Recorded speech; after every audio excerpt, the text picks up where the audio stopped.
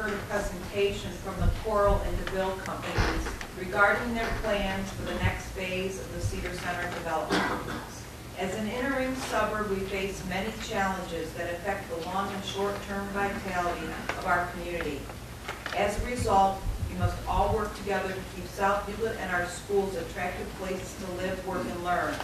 And that includes eliminating forces of blight that provide for continuing disinvestment. The old Cedar Center was an example of a blighting influence, and the city's efforts at Cedar Center are not unlike municipal economic development neighborhood stabilization activities that other first suburbs in our region and across the country have undertaken to maintain, revitalize, and stabilize their communities and neighborhoods. As we all know, the revitalization of Cedar Center is not a new effort. For nearly 2 decades, mayors, city council members, and residents discussed and debated the problems of Cedar Center and supported the need to redevelop Cedar Center. In 1999, our city council, in response to concerns from residents and community leaders, adopted a master plan addressing the critical issues facing the center, and at that time of the city's purchase of the property. The center was 40% vacant. Several parcels had been vacant for a decade or more and were deteriorated beyond repair.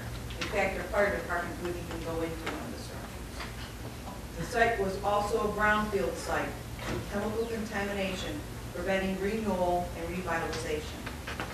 However, the unprecedented and unpredictable collapse of our national economy, the housing and foreclosure crisis, and now cuts from the state of Ohio created new challenges that were particularly unimaginable just a few years ago.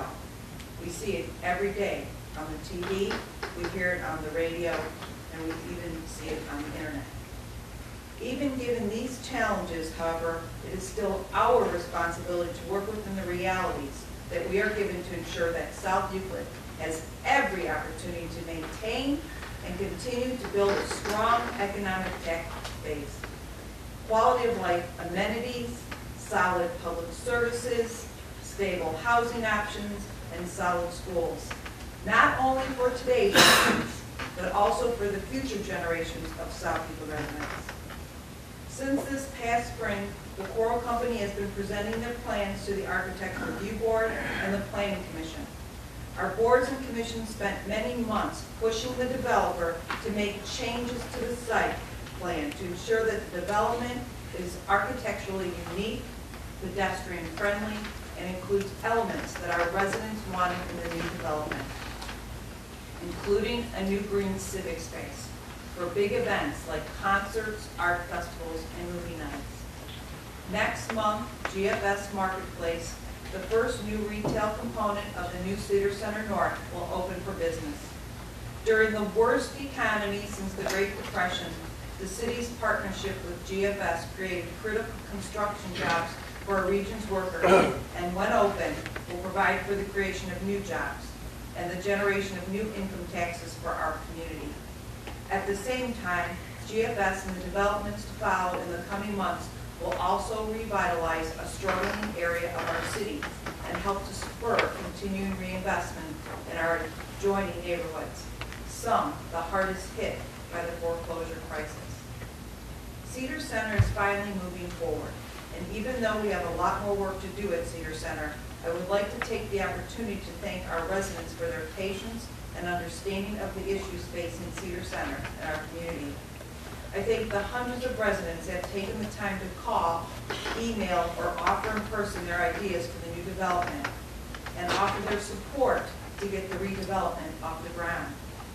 Thank you to all the residents in the adjoining West 5 and Bexley neighborhoods who have attended several community meetings to talk about the challenges at Cedar Center and offer insight to what they need from this development to help stabilize their neighborhood and increase their property values. Thank you to Councilwoman Goodman, who held a design day with the residents to provide input into the green space and civic space in the new development. Thank you to our resident-driven boards and commissions who said the word no many times during review process to ensure that the new Cedar Center is a unique place for our residents to dine, shop, relax, and entertain. And thanks to our elected officials, both past and present. Previous mayors and city council members recognized the issues facing Cedar Center, and they had the vision to see that doing nothing and watching continual disinvestment was not acceptable and is not what the hard-working residents of South Euclid deserve. And to our current council members, you are governing in some of the most challenging economic times we have ever seen. You have made and continue to make tough choices to ensure our community's future and stability. And I thank you and am appreciative and grateful for all of your hard work and your leadership on behalf of the residents of South Euclid. By working together as residents, all of you sitting there today and the ones that are in their homes tonight, and our elected officials, we can all keep South Euclid moving forward so that we remain a great place to live and work. And I felt very strongly tonight that I had to say these words. It's very exciting to see what is coming forward. And it's easy to look at the boards and get excited to see where we're at and what it's going to be. But it's because of everybody in this community that we're going to move forward and be the jewel in the Heights Hillcrest area. So, Mr. President, I thank you. And I also want to say it's been a busy summer. Adrian, a role in ice cream socials, the role in PTA cookout, a group of Mormon residents, 45 of them came and cleaned and stained our fence at the community center. Our softball and baseball leagues worked diligently to keep up our parks. We attended numerous block parties and picnics and garage sales. I think I spent too much in Ruth's Ward. And the Notre Dame college kids are back. I guess just like, the swallows that come into California, we're now seeing the hoodies come through South Euclid. There's a lot going on in this town, and we've arrived. And yes, change is hard. But if we don't continue to change and evolve into what the future holds for us, we will not be what we can all be. So I want to thank you all, and from the bottom of my heart to you, the council, I look forward to working with you in the next year and in these tough times. Thank you.